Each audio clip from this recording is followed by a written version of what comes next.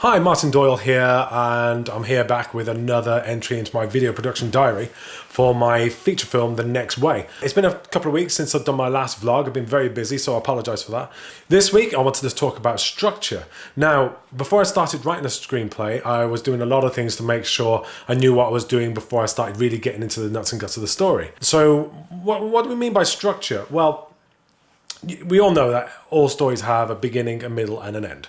Okay, in a film, the beginning is how you introduce the characters, you introduce the setting, you introduce the problem and the goal, and something happens by where the hero then decides to go on a journey to attain that goal. Act 2 is when the hero starts getting problems, starts meeting resistance to achieving those goals, and also starts coming face to face with their own personal flaws. Towards the end of Act 2, you get to the point where the hero has tried and something has happened, and it looks like they've lost, and they can't try again, and everything has gone completely wrong. And then Act 3 is when they realize they're going to try again. There is something they might be able to do, and as a result, there is resolution. They try it, they succeed, and they win the day and overcome their flaws. So basically, Act 1, Act 2, Act 3. So yeah, so already what I've done is I've thought about the concept, I've thought about the theme, I've thought about the characters and the concept and the theme, and I've thought about also the genre and how the genre kind of affects the story I want to tell,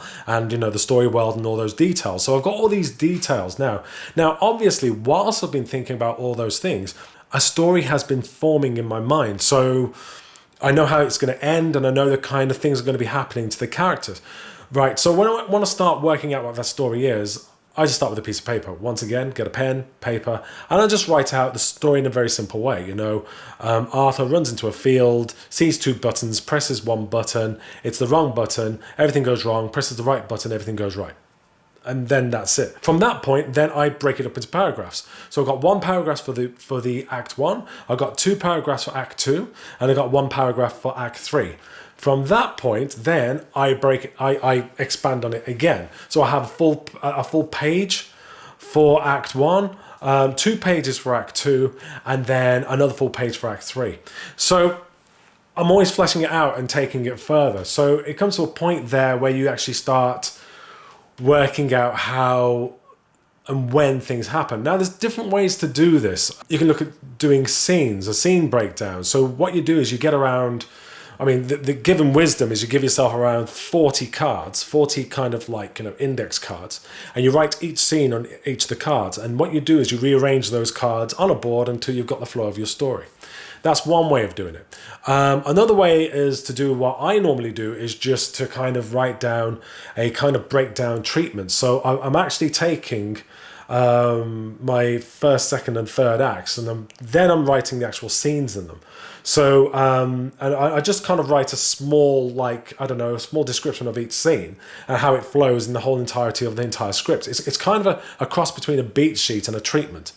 Now on this project, I was encouraged to do a beat sheet. So I've spoken about beat sheets before. All a beat sheet is you break down every action of the main points of the story, of what happens in the story. You're not writing about character, you're not writing about the world per se. It's just literally, Arthur runs into a field, Arthur sees two buttons, Arthur presses one button, something goes wrong, Arthur then presses the right button, it goes right, story ends. So it's just breaking the whole entire story in that way. So you've got a plot that actually makes sense.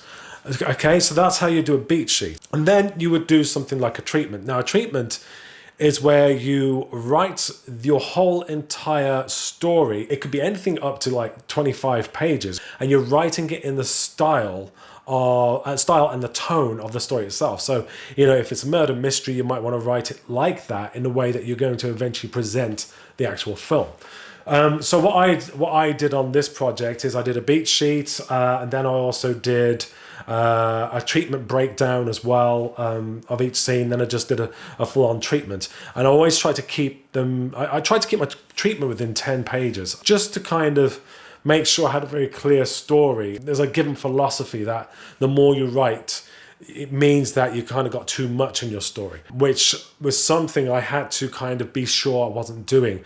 So what I ended up then with was a clear breakdown of the entire story from beginning to end, everything that would happen. I knew it in terms of every beat and every plot point that would happen, and I knew it in terms as a story. And I saw feedback on those two things at every stage, which is very important because obviously you want to make sure your story is clear, and the feedback you get, regardless of whether the feedback is accurate or not, is always extremely helpful, because sometimes you might get feedback that doesn't quite make sense to you, but then you realize it doesn't make sense because of something you've done or something you haven't done in terms of describing the actual plot or the story. So that's a very, very important thing to do. Always try and get feedback on that. So you get to the point where everything's laid out. Now, another thing in screenwriting is when things happen is very important. Now, you can read one of the many books on screenwriting, and they always talk about structure, the story structure. Within Act 1, you've got to have introduced the character, you have to introduce the villain, you've got to introduce what your lead character wants, you've got to establish what the lead character's flaw is, and then the inciting incident, which makes the lead character then decide to take up this quest. So Act 1 is kind of set up in that, and you get lots of these, lots of advice on the internet saying, in the first 10, 15 pages, does your screenplay do this?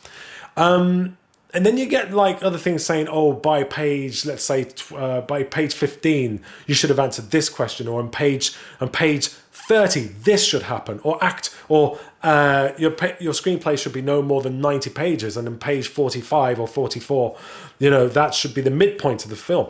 Things like that. You also get as well.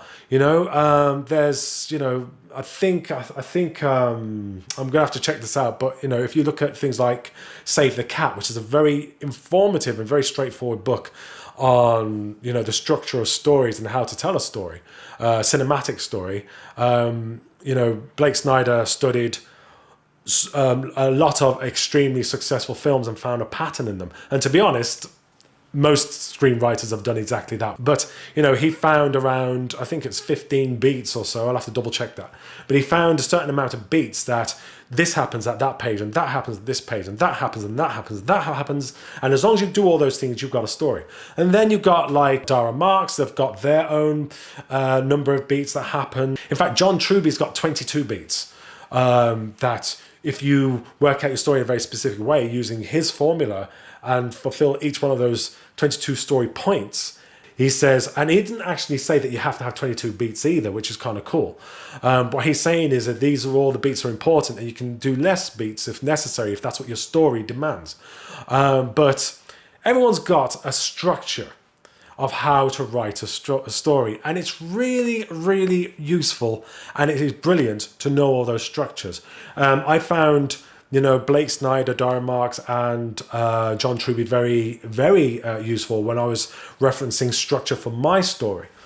But in the end, when you actually start writing, once you've laid everything out, once you've got all your feedback, once you know all those things, it's time to actually start writing the script. And in a massive way, forget everything you've just done. I'm talking about everything. The only thing you mustn't forget is the setting and the characters and what needs to be achieved and the problems that are there in order to try to achieve that. And I'll talk more about this next time in writing the script. Obviously, you've got to make sure you have good scenes, and every scene's got to be extremely relevant to the story, and every scene has to have an aspect of change, an aspect of conflict. You can't leave the scene the same way that you've entered it. It's got to move the story forward, and if it doesn't do that, then there's no point in having a scene. And that's something I was very conscientious of in this story. And being an investigation, I had to approach the story in a very specific way, because as well as kind of showing what the main character, the main hero is going through, and the challenges that they're facing as a result of deciding to take this journey, I also have to, say to the audience, this is a clue, and that clue leads to this clue, and this clue leads to that decision, and is this the investigation or is that the investigation? So, those are the kind of things I had to weave into each other when considering each one of these scenes. But yeah, Now it comes to that point where I can kind of forget all the things about structure. I can forget all the things about, about scenes and what happens when, because ultimately it's already a part of me. It's already inside me. I've already worked it out. Now, when I start writing the script, I can just let the characters start dictating to me what the story is. And that's what I did. So if something is going not quite right, I can refer back to all the research and work I did on story structure and what I decided my story is going to be throughout the act and throughout all the beats and the plot. But for the most part, I want to start being more organic, more instinctive, and really start feeling the characters. Okay, so that's what I'm going to talk about next time. So thank you for joining me this week. Hope you had a good week. Hope you had a good Easter. And did I eat much chocolate? Yeah. And anyway, I hope you had a good time. Thank you for listening. All the best. Keep cool. I'll see you next time.